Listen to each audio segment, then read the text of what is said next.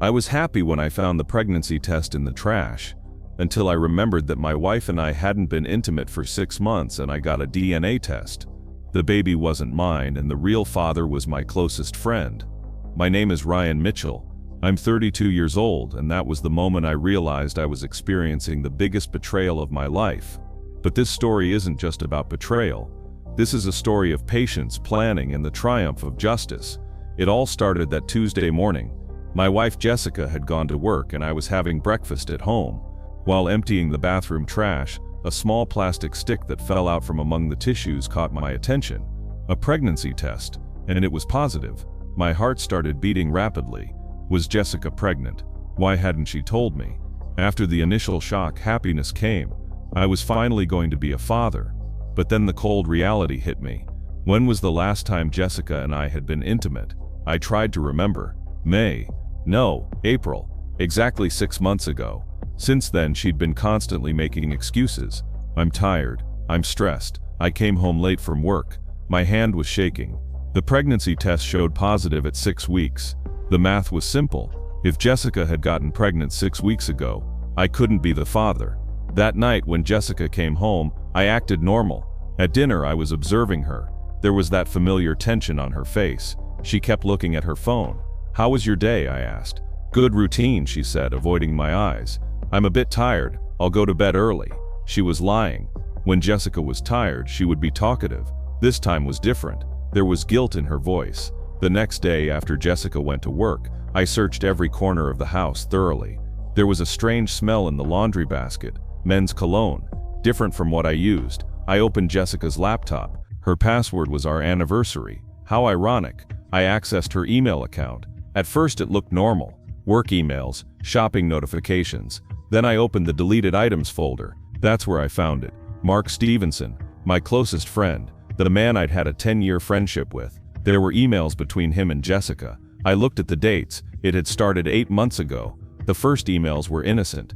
"Hello, how are you?" type. But it gradually progressed. Flirting, jokes, then explicit expressions. One email caught my attention. From Jessica to Mark, 2 months ago. "I don't think Ryan suspects anything. I went to bed early last night too, he didn't even notice. Should I stay at your place tomorrow?" I felt nauseous, but I continued reading. From Mark to Jessica, 1 month ago. "What will we do if the test comes positive? Will you tell Ryan?" Jessica's reply, "I'll tell him it's my baby. He's so naive he'll never suspect. We haven't been intimate for 6 months anyway, he's probably forgotten." My world collapsed. I wasn't just being cheated on, I was being deceived. This was a planned, calculated betrayal. After my anger passed the initial shock, my mind cleared. I was a lawyer. I was experienced in gathering evidence. This time I would use it for my own life. First, I took screenshots of all the emails. I uploaded them to the cloud to keep them safe. Then I examined Jessica's phone. Her password was our wedding anniversary. What painful irony. The WhatsApp conversations were incredible. They talked to Mark daily. Meeting plans, hotel reservations, even messages where they made fun of me. Mark, "Does Ryan ever suspect?" Jessica, "No honey, he's too busy with his work. Even if he noticed, he couldn't say anything. He's too soft." Soft, huh? They would see how soft I was. I hired a private detective to have Jessica followed. David Collins, former police. He was reliable. "What kind of evidence do you want?" he asked. "Everything," I said. "Photos, videos, time records. I'll use them in court." A week later, David called. "Mr. Mitchell, we need to meet and talk." We met at a cafe. David pulled out a thick file. "Your wife is indeed cheating," he said. "Here's the evidence." The photos were incredible. Jessica and Mark at a hotel entrance, holding hands, kissing, shopping together. "This photo is important," David said, pointing to one. "They're buying baby products, together." I felt nauseous. They weren't just cheating on me. They were planning a future together, with me. "There's one more thing," David said. "Mark is married. He has a wife and 2 children, Sarah Stevenson. She doesn't know either." This information changed my plan. Mark also had things to lose. Before Jessica announced her pregnancy, I had already made my preparations. I asked my doctor friend Dr. Robert Kim for help. "Ryan, are you sure you want to do this test?" he asked. "I'm sure," I said, "but it must remain secret." We did a prenatal DNA test. They could now test baby DNA while still in the womb. We took a hair sample from Jessica and a saliva sample from me. The result came 2 weeks later. 0% paternity probability. Now I had everything in my hands, but I wouldn't strike yet. I was waiting for the perfect time. That evening when Jessica came home, there was a strange expression on her face. Happy but tense. "Ryan, I need to talk to you," she said. "Of course, what happened?" She took a deep breath.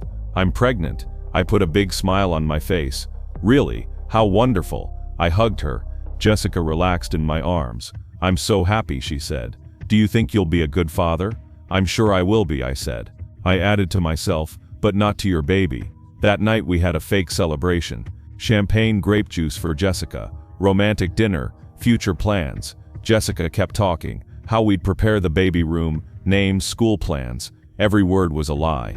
I was playing the perfect husband role, but inside I was making plans. In the following weeks I went to Jessica's prenatal appointments. Of course they were real doctor appointments, but she was also meeting with Mark. According to the reports I got from David, after every doctor appointment they would go to a hotel with Mark.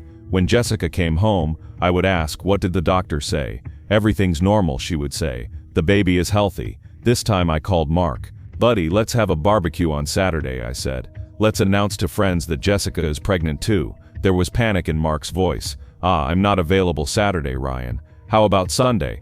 "That's difficult too, maybe next week." He was running away. His guilty conscience was giving him away. I called Mark's wife Sarah. I knew her from social circles. "Sarah, can I meet with you about an important matter?" "Sure, Ryan, what happened?" We met at a cafe. Sarah was a smiling, innocent woman, a mother of 2 children. I felt sorry for her. "Sarah, what I'm going to tell you is very difficult, but you need to know. Mark is cheating on you." Her face turned pale. "What?" I showed her the photos I got from David. Sarah's eyes filled with tears. "Isn't this Jessica, your wife?" "Yes," I said. "And Jessica is pregnant. From Mark."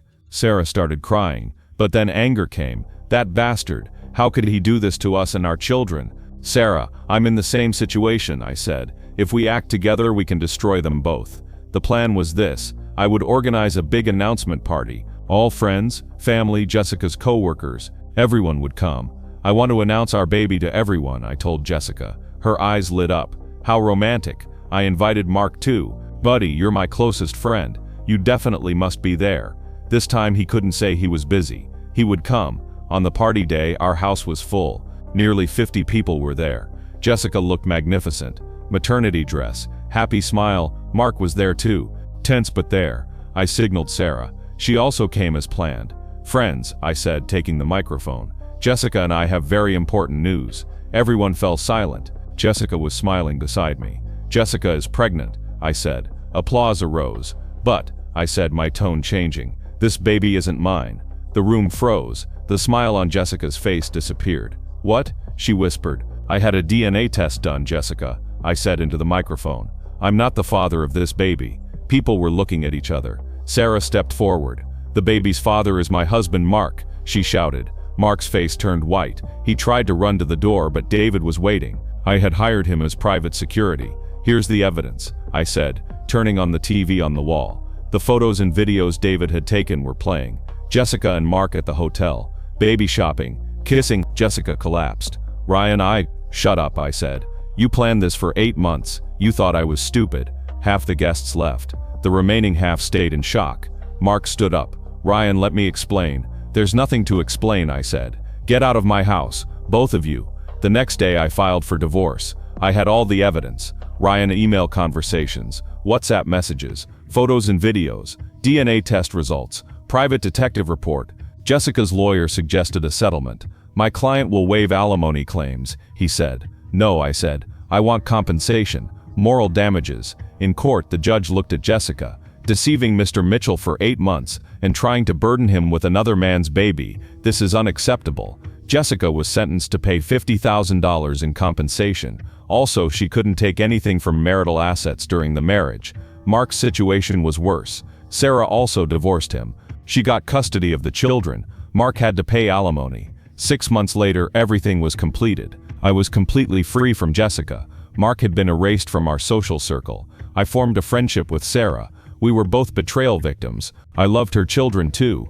One day Sarah asked, "Any news from Jessica?" "She moved to another city," I said. "She also broke up with Mark. She's raising the baby alone." "She got what she deserved," Sarah said. She was right. Jessica had lost the game. She had lost both me and Mark. None of us would be a father to her baby. A year later, I met a new woman, Emma. Honest, sincere, the complete opposite of Jessica. On our first date, I told her everything. My wife deceived me for 8 months, I said. She tried to burden me with another man's baby. Emma's reaction was surprising. You must be a strong person, she said. Dealing with such betrayal isn't easy. I wasn't strong, I said, but I learned.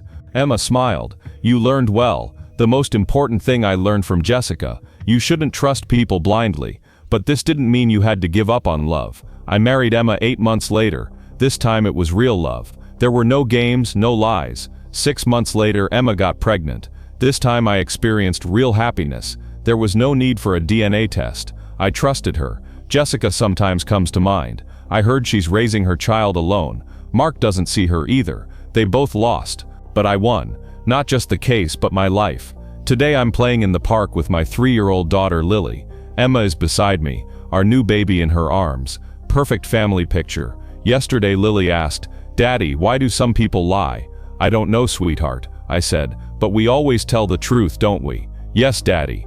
Jessica had tried to deceive me. For 8 months she had treated me like a fool, but in the end her game was over. Sometimes betrayal can be a great gift. It saves you from people you need to be saved from. It shows you who your real friends are. I actually thank Jessica. If that betrayal hadn't happened, I wouldn't have met Emma. I wouldn't have found real happiness. Life is fair. Those who betray pay the price sooner or later. I learned that, and this is how this story ends. Betrayal hurts, but real love heals everything.